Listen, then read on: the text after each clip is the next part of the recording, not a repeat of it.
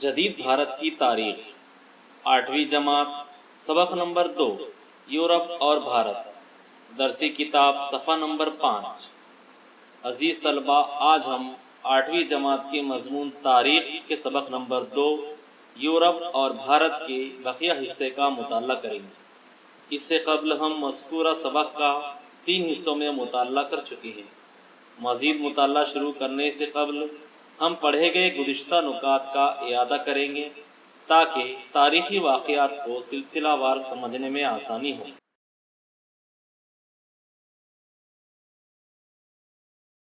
गुज़िश्ता videos में हमने जिन नुकात का मुताला किया है वो मंदरजा ज़ैल है। निशातुस्सानिया का दौर, मजहबी इस्लाह की तहरीक, जोग्राफियाई दरियाफ्तें, यूरोप में फ़िक्री इनकलाब, सियासी शोबे में इनकलाब, अमरीका की जंग आज़ादी, इनकलाब फ़्रांस, सनअती इनकलाब और सरमायादारी का आगाज़। मज़कूरा बाला तमाम नुकात का बग़ौर मुताला करने के बाद हम ये कह सकते हैं कि दुनिया में रौनुमा होने वाले 3 इनकलाबात की बहुत अहमियत है, जिनमें अमरीका की जंग आज़ादी को सियासी इनकलाब, इनकलाब फ़्रांस को समाजी इनकलाब और सनअती इनकलाब को माशी इनकलाब के ज़मरे में रखा जा सकता है। मज़कूरा इनकलाबात का असर न सिर्फ यूरोप बल्कि पूरी दुनिया पर नज़र आता है और आगे चलकर ये असर हमें जदीद भारत की तारीख़ पर भी दिखाई देता है। तो आइए यूरोप और भारत इस सबक के बाक़िया हिस्से का मुताला शुरू करते हैं। नौ आबादियात किसी एक मुल्क के कुछ लोगों का दूसरे ज़मीनी इलाक़े के किसी मखसूस हिस्से पर बस्ती बसाना नौ आबादियात कायम करना कहलाता है। माशी और फ़ौजी नुक्ते नज़र से ताकतवर मुल्क का अपनी ताकत के बल पर किसी ज़मीनी इलाक़े पर कब्ज़ा करना और उस जगह अपना सियासी तसल्लुत कायम करना नौ आबादियात है। यूरोपी मुल्कों के इसी नौ आबादियाती रुझान से साम्राज्यत वजूद में आई। साम्राज्यत तरक्की याफ्ता ममालिक के गैर तरक्की याफ्ता मुल्क पर अपना तसल्लुम कायम करने को साम्राज्यत कहते हैं। इस्लाही तहरीकों की वजह से तश्कील पाए यूरोपियन ममालिक में जदीद साम्राज्यत की लालच पैदा हो गई और इसी लालच की वजह से बर्र-ए-आज़म एशिया और अफ्रीका के कई ममालिक यूरोपी मुल्कों की साम्राज्यी ख्वाहिशात की भेंट चढ़ गए।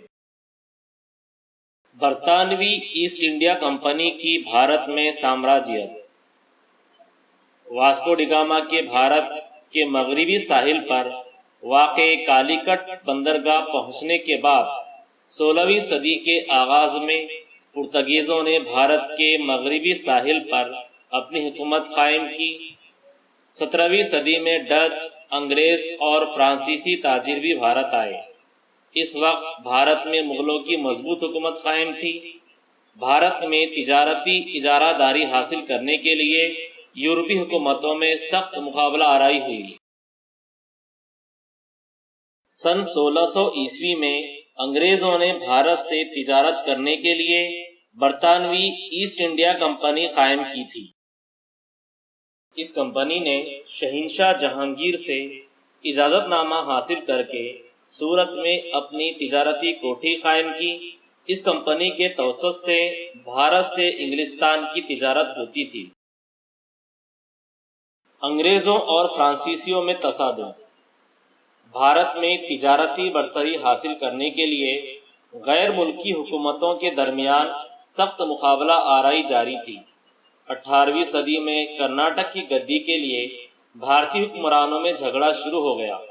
फ्रांसीसियों और अंग्रेज़ों ने अंदाज़ा कर लिया कि कर्नाटक की हुकूमत में दखल अंदाजी का ये सुनहरा मौका है।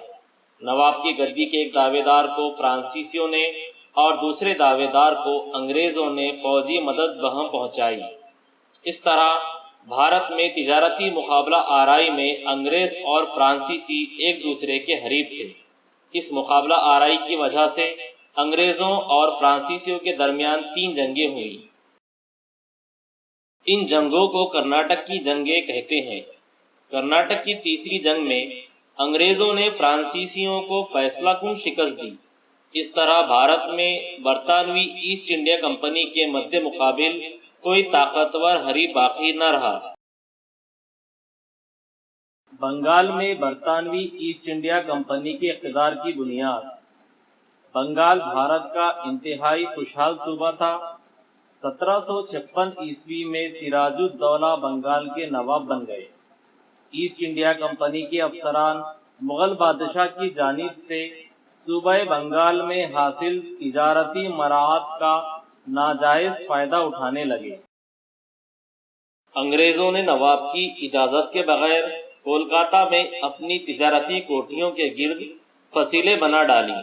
اس وجہ سے سراج الدولہ نے انگریزوں پر حملہ کر کے کولکاتہ کی کوٹھی پر قبضہ کر لیا۔ اس واقعے کے سبب انگریزوں میں بے چینی پیدا ہو گئی۔ انگریز افسر رابرٹ کلائیو نے نواب کے سپہ سالار میر جعفر کو نواب کی گدی کا لالچ دے کر اپنے ساتھ ملا لیا۔ 1757 میں پلاسی کے مقام پر نواب سراج الدولہ اور انگریز فوج میں جنگ ہوئی، لیکن نواب کی فوج کا جو حصہ میر جعفر کی قیادت میں تھا اس نے جنگ میں شرکت ہی نہیں کی، جس کی وجہ سے سراج الدولہ کو شکست ہوئی۔ انگریزوں کی پشت پناہی کے سبب میر جعفر بنگال کا نواب بنا۔ بعد میں انگریزوں کی مخالفت کرنے کے بعد اس کے داماد میر قاسم کو نواب بنا دیا گیا۔ میر قاسم نے انگریزوں کی غیر قانونی تجارت پر روک لگانے کی کوشش کی تو انگریزوں نے اسے ہٹا کر میر جعفر کو دوبارہ نواب بنا دیا۔ بنگال میں انگریزوں کی سرگرمیوں پر لگام کسنے کے لیے میر قاسم اودھ کے نواب شجاع الدولہ اور مغل بادشاہ شاہ عالم متحد ہو کر انگریزوں کے مد مقابل ہوئے۔ 1764 میں بہار میں بکسر کے مقام پر جنگ ہوئی، جس میں انگریزوں کو فتح حاصل ہوئی۔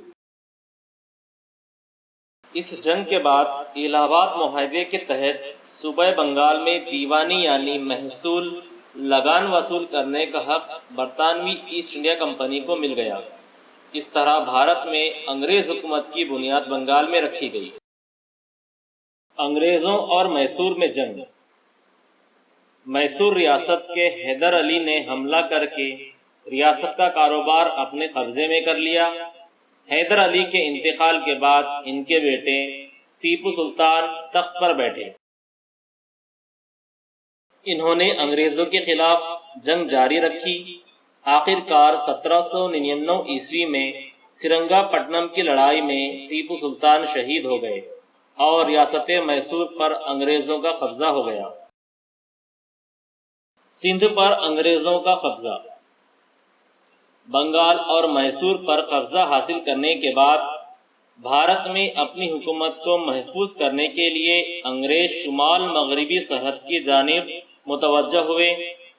انہیں خطرہ تھا کہ روس کہیں افغانستان کے راستے سے بھارت پر حملہ نہ کر دے، اس لیے انگریزوں نے افغانستان پر اپنا تسلط قائم کرنے کا فیصلہ کیا۔ افغانستان جانے والا راستہ سندھ سے ہو کر گزرتا تھا۔ سندھ کی اس اہمیت کے پیش نظر انگریز سندھ کی جانب متوجہ ہوئے اور 1843 میں سندھ پر قبضہ کر لیا۔ سکھ حکومت کا خاتمہ۔ 19ویں صدی کے آغاز میں صوبہ پنجاب میں رنجیت سنگھ کی حکومت تھی۔ رنجیت سنگھ کے انتقال کے بعد ان کا نابالغ بیٹا دلیپ سنگھ تخت نشین ہوا۔ اس کی جانب سے اس کی ماں رانی جندن حکومت کا کاروبار سنبھالنے لگی، لیکن سرداروں پر اپنی گرفت قائم نہ رکھ سکی۔ اس موقع کا فائدہ اٹھا کر انگریزوں نے چند سکھ سرداروں کو ورغلایا۔ سکھوں میں غلط فہمی پیدا ہو گئی کہ انگریز پنجاب پر حملہ کرنے والے ہیں، اس لیے سکھوں نے خود ہی انگریزوں پر حملہ کر دیا۔ سکھوں اور انگریزوں کی اس پہلی جنگ میں سکھوں کو شکست ہوئی۔ انگریزوں نے دلیپ سنگھ کو گدی پر برقرار رکھا۔ آزادی کے متوالے بعض سکھوں کو पंजाब पर अंग्रेजों का बढ़ता हुआ असर और रसूख मंजूर न था। मुल्तान के अफसर मूल राज ने अंग्रेजों के खिलाफ बगावत कर दी। हजारों सिख फौजी अंग्रेजों के खिलाफ जंग में शामिल हो गए। इस दूसरी जंग में भी सिखों को शिकस्त हुई। 1849 ईस्वी में अंग्रेजों ने सूबे पंजाब को अपनी गिरफ्त में कर लिया।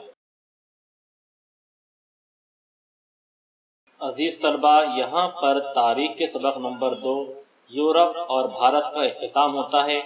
उम्मीद है आपने बगौर देखा, सुना और समझने की कोशिश की होगी। इंशाअल्लाह दीगर मौज़ूआत पर मज़ीद वीडियोस के साथ बहुत जल्द हाजिर होते हैं। तब तक के लिए खुदा हाफिज़।